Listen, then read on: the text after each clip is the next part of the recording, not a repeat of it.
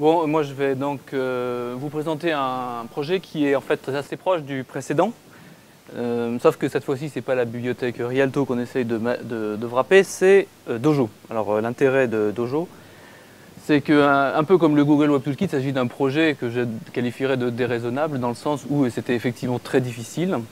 Bon, le Google Web Toolkit, on voit c'est un outil très sophistiqué. Il faut savoir que Dojo est une bibliothèque JavaScript aussi très sophistiquée et très riche. Donc on dispose d'un très bon outil pour faire du développement, on dispose d'un framework JavaScript qui possède énormément de ressources, et pas seulement des widgets, il y a aussi des helpers qui sont très utiles, par exemple pour gérer des dates. Enfin, tout ce qu'on peut trouver en Java sous les dates, ça existe par exemple sous Dojo. Donc eh c'est d'utiliser d'enrichir l'un en utilisant l'autre, permettant d'ailleurs via le Google Web Toolkit finalement de programmer assez facilement du Dojo. Voilà. Donc effectivement, je me suis lancé dans le projet. En fait, au départ, moi j'avais écrit un article dans Programmer sur comment faire un composant, et j'avais pris comme exemple d'ailleurs un Yahoo UI, et j'avais marqué à l'intérieur, est-ce qu'on peut faire, enfin on peut probablement faire la même chose avec Dojo, puis je me suis dit, il faut quand même que je vérifie. Donc j'ai vérifié sur le fisheye, j'ai mis une demi-journée pour le faire, j'y suis arrivé. J'ai compris qu'on pouvait faire ça pour les autres, et donc je m'y suis lancé. Voilà. Et donc ça a donné le projet Tatami. Donc bien sûr, la grosse difficulté dans ce projet, c'est Dojo, qui est très compliqué, très riche, très compliqué, pas très documenté, pas très stable. Et puis donc la société, la mienne, dont je suis le directeur technique, qui envisage bien évidemment d'utiliser GWT dans ses développements Ajax. Voilà. Et puis bien sûr, comme c'est un projet open source que nous allons publier très prochainement sur Object Web, eh bien tous ceux qui voudraient venir nous aider pourront le faire. Je vais d'ailleurs très rapidement éditer sur notre wiki les blueprints qui permettent de mapper facilement du Dojo avec, au sein du Google Web Toolkit. Donc, très rapidement sur le principe, comment ça marche.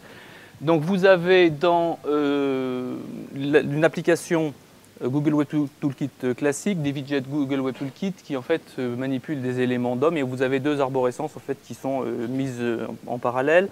Lorsque l'on passe sur Dojo, c'est un peu plus compliqué parce qu'en fait on a un troisième acteur qui en fait qui a un peu la même logique que les widgets Google Web Toolkit, mais cette fois-ci au sein de Dojo, et donc il va falloir les manipuler. Donc cette fois-ci on n'a pas les widgets qui créent les éléments DOM et qui manipulent les éléments DOM.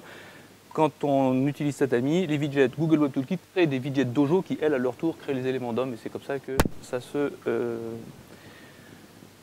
tisse. Ce qu'il faut savoir quand même, c'est qu'il y a une difficulté dans la gestion des objets, en particulier donc dans les memory leaks, puisqu'en fait ces widgets Dojo sont au sein d'un ensemble, je dirais, j'ai appelé ça le registre Dojo, mais c'est comme quelque chose de plus, donc un framework qui les enregistre. Et donc il faut bien sûr parfaitement gérer ce cycle de vie pour éviter que l'application n'enfle indéfiniment. Alors aujourd'hui on a un certain nombre de widgets, je vais vous les présenter dans une petite démo.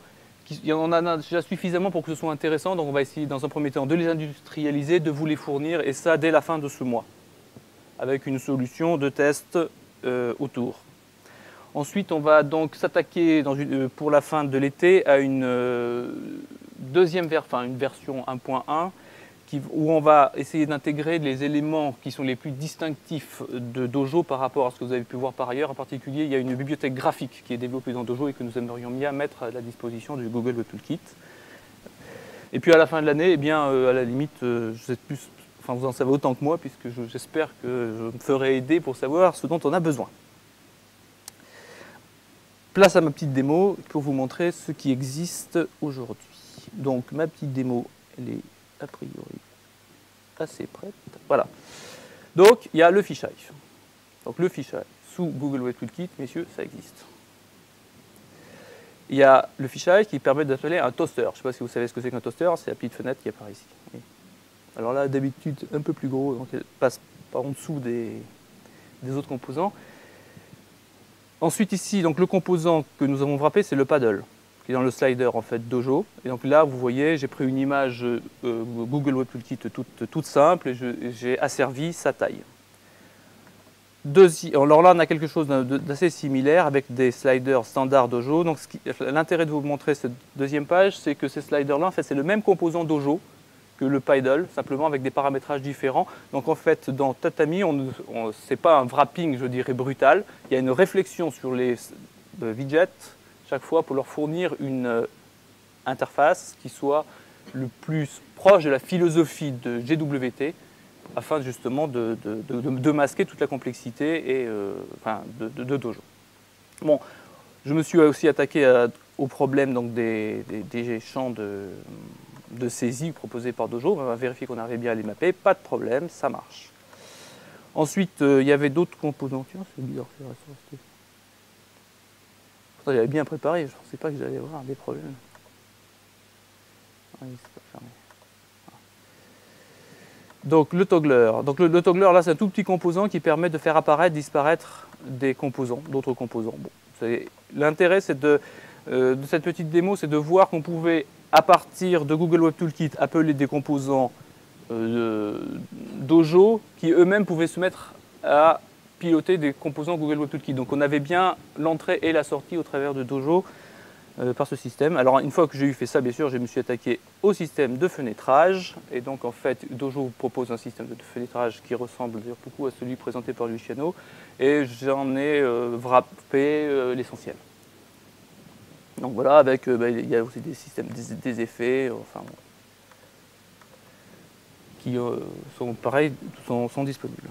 Dernier point, et je passerai ensuite à quelques petits exemples de code pour vous montrer un peu l'effort nécessaire pour programmer avec Tatami, c'est l'intégration en fait, enfin la compatibilité de Tatami avec d'autres frameworks. Donc ici, il s'agit du composant de drag and drop que j'ai développé, que j'ai décrit dans Programmer. Donc bon, il fonctionne parfaitement en coordination avec Dojo, donc en fait ces frameworks ne se gênent pas les uns les autres.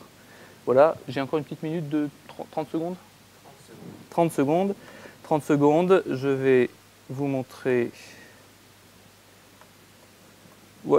quelques exemples de programmation là c'est le fish ice. Voilà à quoi ça va ressembler, avec ici l'appel du toaster. Vous voyez, donc une interface simple, très proche de la philosophie de ce qui existe dans Google Web Toolkit. Et voici donc un peu l'équivalent de ce qu'a montré Luciano tout à l'heure pour l'affichage des fenêtres. Avec le toggler pour afficher la fenêtre et la fenêtre qui apparaît un peu plus haut. Voilà, merci.